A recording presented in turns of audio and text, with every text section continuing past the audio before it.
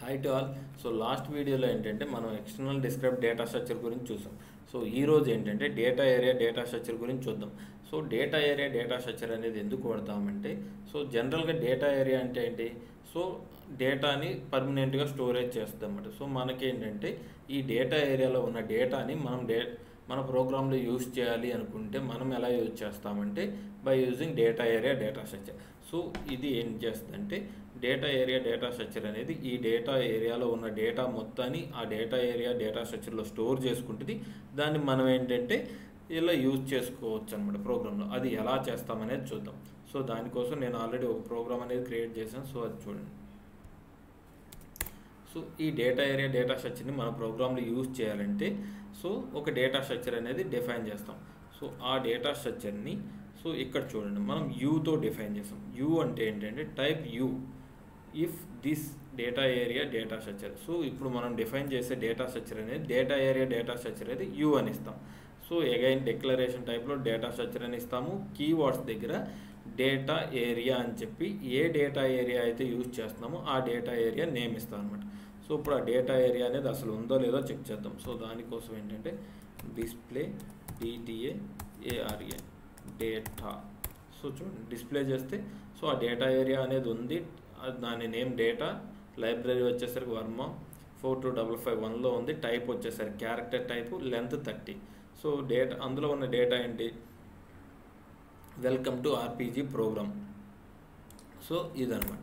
So ఇప్పుడు ఏం చేస్తున్నానంటే నేను ఈ డేటా స్ట్రక్చర్ని డిక్లేర్ చేశాను. సో ఈ డేటా ఏరియాలో ఉన్న డేటా మొత్తం ఈ డేటా స్ట్రక్చర్లోకి వస్తుంది. సో దాన్ని నేను కావాలంటే సబ్ ఫీల్డ్ చేసుకోవాలంటే చేసుకోవచ్చు, లేదంటే డైరెక్ట్గా డిస్ప్లే చేయాలన్నా చేయొచ్చు. ఒక డేటా ఏరియా డేటా స్ట్రక్చర్ని మన ప్రోగ్రాంలో రీడ్ చేయాలంటే మనం ఎలా రీడ్ చేస్తామంటే by using in op code అనమాట.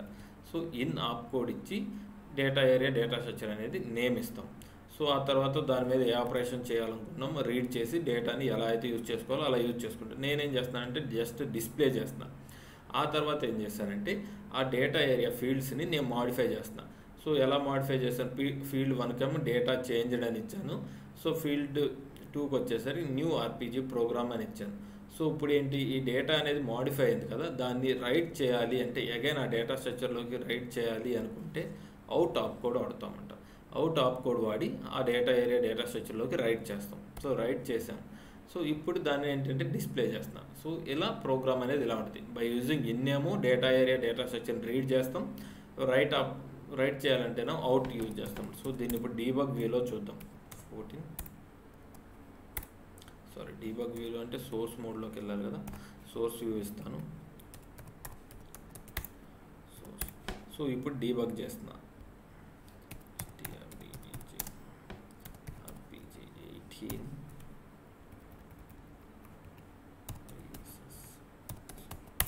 సో 2 seconds టైం పడుతుంది, ప్లీజ్ వెయిట్.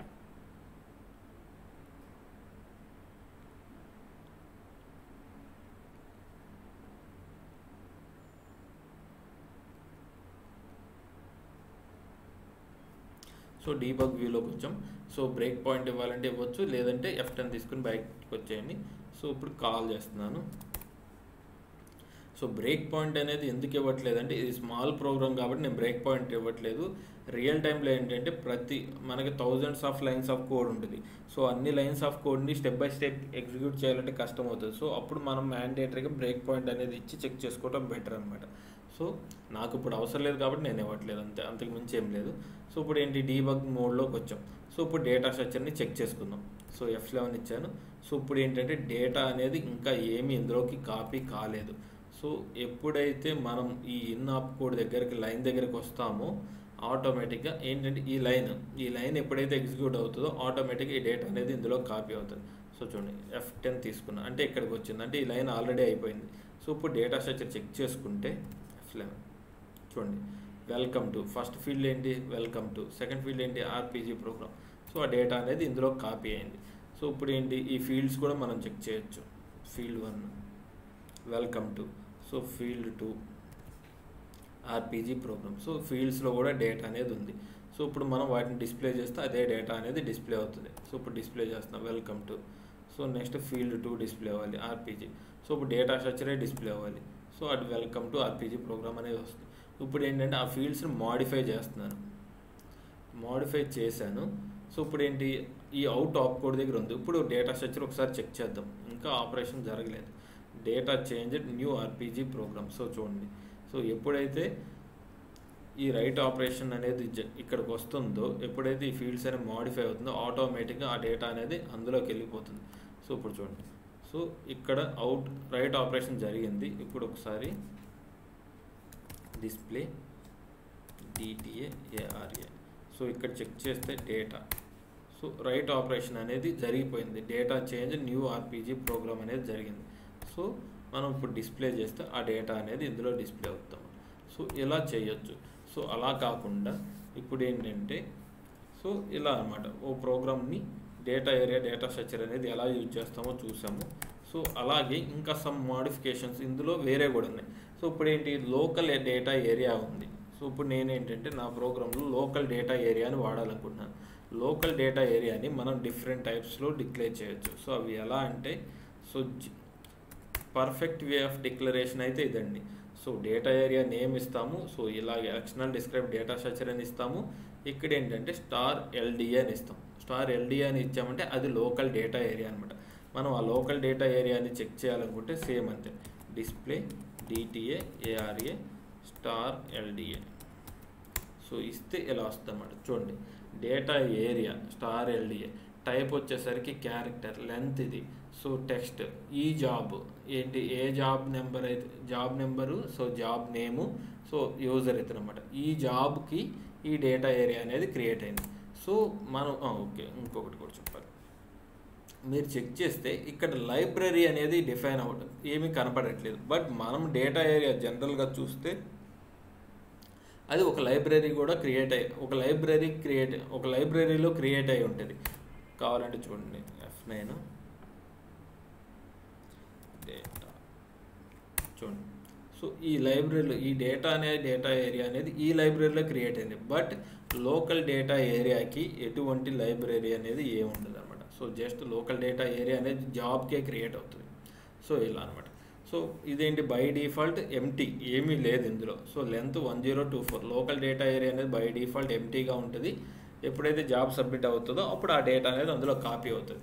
సో అదంతా డిఫరెంట్ సినారియో. బట్ ఇప్పుడు ఏంటంటే ఆ లోకల్ డేటా ఏరియాని యూజ్ చేసుకుంటున్నాను. సో ఇప్పుడు నేనేం చేస్తానంటే దీన్ని డీబగ్ చేసి చూస్తాను.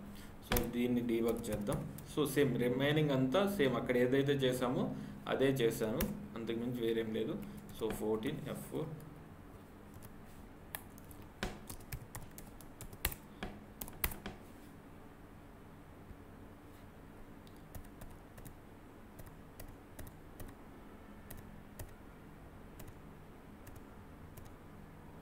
సో ప్రోగ్రామ్ నెంబర్ ఎంత, 19 కాదు 21. ఓకే, 21ని డీబగ్ మోడ్లో చూద్దాము.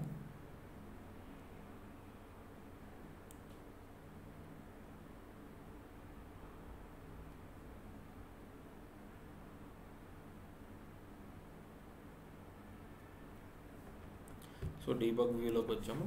సో ఇప్పుడు కాల్ చేద్దాం ఈ ప్రోగ్రామ్. సో కాల్ చేశాను. ఇప్పుడు డేటా ఏరియాని చెక్ చేద్దాం. డేటా ఏరియా చెక్ చేస్తే చూడండి, ఫస్ట్ ఏంటి, ఎంటీగా ఉంది. సో ఎంటీగా ఉంది కాబట్టి సో ఏమీ అనేది కాపీ కాలేదు. సో ఈవెన్ ఈ స్టెప్ ఎగ్జిక్యూట్ అయిన తర్వాత కూడా మనకి ఇందులో ఏమి ఉండదు, ఎందుకంటే by default local data area అనేది ఎంటీ కాబట్టి సో ఏమీ రాలేదు. సో ఇప్పుడు ఏం చేస్తున్నాను, ఫీల్డ్ 1ని డిస్ప్లే చేస్తున్నాను. డిస్ప్లే చేస్తే ఎంటీనే వస్తుంది. ఫీల్డ్ 2 కూడా ఎంటీ వస్తుంది. డేటా స్ట్రక్చర్ కూడా ఎంటీనే వస్తుంది. ఇప్పుడు ఏంటి, ఫీల్డ్ 1కి నేను వాల్యూ అనేది ఇస్తున్నాను ఎవాల్ ఆపరేషన్తో.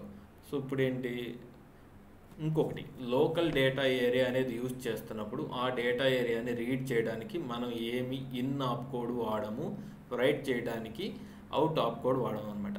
Only user define data area అయితేనే మనం in and out op codes అనేవి వాడతాం. లోకల్ డేటా ఏరియాకి in and out op codes అనేవి వాడాల్సిన అవసరం లేదనమాట. సో అందుకే ఇక్కడ ఇన్ ఆప్ కోడ్ వాడలేదు, రైట్ చేయడానికి అవుట్ ఆప్ కోడ్ అనేది వాడలేదు. సో ఇప్పుడు ఏంటి, వాల్యూస్ అనేవి చేంజ్ చేశాను. చేంజ్ చేసి సో ఇప్పుడు ఏంటి, నేను ఇప్పుడు కావాలంటే ఈ డేటా ఏరియాని నేను F11 తీసుకున్నాను. F11 తీసుకుంటే ఈ డేటా ఏరియాలో మనకి ఇక్కడ డేటా కనపడింది.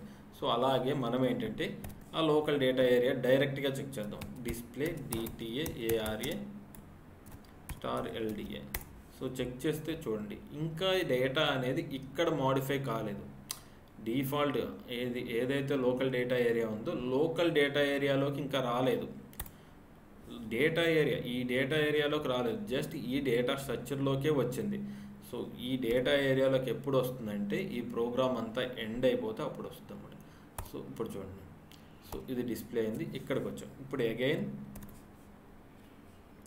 ఇప్పుడు చెక్ చేయండి. ఇప్పుడు ప్రోగ్రామ్ ఎండ్ అయిపోతే మనకి ఈ డేటా ఏరియాలోకి డేటా అనేది వస్తుంది. డేటా స్ట్రక్చర్లోకి ముందే వస్తుంది, బట్ ఈ డేటా లోకల్ డేటా ఏరియాలోకి ఎప్పుడు వస్తుందంటే వన్స్ ప్రోగ్రామ్ ఎండ్ అయితే వస్తుంది అనమాట. సో ఇది LDA అనేది యూజ్ చేసినప్పుడు ఆ డేటా ఏరియాలోకి ఎప్పుడు వస్తుందంటే ఇలా వస్తుంది అనమాట. ఈవెన్ అక్కడ ఇంతకుముందు మనం చెక్ చేసిన ప్రోగ్రాంలో అయినా అంతే అనమాట. డేటా ఏది ఈ 18 ఉంది కదా, సో ఇది కూడా మీరు కావాలంటే డీబగ్ వ్యూలో చెక్ చేసుకోండి. డేటా స్ట్రక్చర్లోకి ఇక్కడే వచ్చేస్తుంది రైట్ జరగగానే, బట్ డేటా ఏరియాలోకి మాత్రం ఎప్పుడైతే ఈ ప్రోగ్రామ్ ఎండ్ అవుతుందో అప్పుడే వస్తుంది అన్నమాట. బట్ ఆ పాయింట్ ఇక్కడ కవర్ చేయలేదు, సో LDAలో చెప్తున్నాను అది. సో అది సో LDAని మనం ఏంటంటే డిఫాల్ట్గా ఎలా డిక్లేర్ చేస్తాం, ఏది డేటా ఏరియా ఒక data area name data structure name ఇచ్చాము. సో ఇక్కడ ఏంటంటే LDAని డిఫైన్ చేస్తాం. బట్ దీన్ని ఇంకా డిఫరెంట్ వేస్లో కూడా డిఫైన్ చేయొచ్చు, అంటే డిక్లేర్ చేయొచ్చు. అది ఎలా అంటే జస్ట్ డేటా ఏరియా నేమ్ ఇస్తాము, డేటా స్ట్రక్చర్ నేమ్ ఇస్తాము, బట్ ఇక్కడ ఎటువంటి డేటా ఏరియా నేమ్ అనేది డిఫైన్ చేయము. ఇలా ఎటువంటి డేటా ఏరియా నేమ్ అనేది డిఫైన్ చేయలేదు అంటే అది కన్ఫామ్గా లోకల్ డేటా ఏరియానే. ఓకేనా, ఇక్కడ ఎటువంటి నేమ్ మనం డిఫైన్ చేయలేదు అంటే అది లోకల్ డేటా ఏరియా కింద ట్రీట్ చేస్తుంది. సేమ్ అలాగే ఇంకో విధంగా కూడా చేయొచ్చు. ఈవెన్ మనం డేటా స్ట్రక్చర్ నేమ్ కూడా ఇవ్వలేదు, ఇలా ఏమి ఇవ్వకుండా UDS అనేది మనం డిఫైన్ చేసామంటే సో అది కన్ఫామ్గా by default local data area కిందే ట్రీట్ చేస్తుంది అనమాట. సో డేటా ఏరియా నేమ్ ఏమి ఇవ్వలేదు, డేటా స్ట్రక్చర్ నేమ్ ఏమి ఇవ్వలేదు, అండ్ డేటా ఏరియా నేమ్ ఏమి ఇవ్వలేదు. జస్ట్ మనం ఏంటి U అని ఇచ్చాం. U అని ఇస్తే మనకేంటి అది డేటా ఏరియా డేటా స్ట్రక్చర్ అనేది మనకు తెలుసు. బట్ ఇక్కడ ఏంటి మనం ఏమీ ఇవ్వలేదు, డేటా ఏరియా నేమ్ ఇవ్వలేదు. డేటా ఏరియా నేమ్ ఇవ్వలేదు అంటే బై డిఫాల్ట్ అది లోకల్ డేటా ఏరియా అనమాట. ఇలా డిఫరెంట్ వేస్లో చేయొచ్చు, బట్ జెన్యూన్ వే అంటే ఫస్ట్ ఏదైతే చూపించామో ఇదే. సో డేటా స్ట్రక్చర్ నేమ్ ఇస్తాము, టైప్ U ఇస్తాం. టైప్ U అంటే data area data structure. So ఆ డేటా ఏరియా నేమ్ అనేది ఇలా డిఫైన్ చేస్తాం. లోకల్ డేటా ఏరియా అయితే స్టార్ LDA అని, లేదంటే ఏదైనా డేటా ఏరియా అయితే డేటా ఏరియా నేమ్ ఇస్తాం అనమాట. సో ఇది డేటా ఏరియా గురించి. సో దీంతో మేజర్ డేటా ఏరియాస్ అన్నీ కవర్ అయిపోయినాయి, బట్ ఇండికేటర్ డేటా స్ట్రక్చర్స్ అన్నీ కవర్ అయిపోయినాయి. ఇండికేటర్ డేటా స్ట్రక్చర్స్ ఒకటే ఉంది. సో ఇండికేటర్ డేటా స్ట్రక్చర్స్ అనేవి ఎందుకు వాడతామంటే ఒక ఇండికేటర్స్ వీటికి రీనేమ్ చేయడానికి మనం జనరల్గా ఏం వాడతామంటే ఇండికేటర్స్ వచ్చేసరికి IN03 IN06 okay, IN star అన్నిటికీ స్టార్ ఉంటుంది, స్టార్ IN12 ఇలా వాడతాం అనమాట. సో ఇలా ప్రోగ్రామింగ్లో ఇవి అంత మీనింగ్ఫుల్గా ఉండవు అనమాట. సో IN03 అంటే ఏంటంటే జనరల్గా ఎగ్జిట్ అనమాట. 06 అంటే ఏంటంటే యాడ్ అని. సో అవి మనం స్క్రీన్స్ వీటిలో ఇవి వాడతాం అనమాట. ఇదేంటంటే క్యాన్సిల్ అనమాట. సో ఇలా మీనింగ్ఫుల్ వర్డ్స్ రాయడానికి మనం ఏంటంటే ఈ ఇండికేటర్ డేటా స్ట్రక్చర్ అనేది వాడతాము. సో ఇది వచ్చేసరికి స్క్రీన్స్ చెప్పేటప్పుడు చెప్తాను, ఓకేనా. స్క్రీన్స్ సబ్ ఫైల్స్ చెప్పేటప్పుడు చెప్తాను. సో ప్రస్తుతానికి ఈ ఇండికేటర్ డేటా స్ట్రక్చర్ గురించి నేనేం డిస్కస్ చేయట్లేదు. సో ఇండికేటర్ డేటా స్ట్రక్చర్ ఎందుకు వాడతామంటే ఇండికేటర్స్ని రీనేమ్ చేయడానికి వాడతాం, అంతకుమించి వేరే యూజ్ అయితే ఏం లేదు.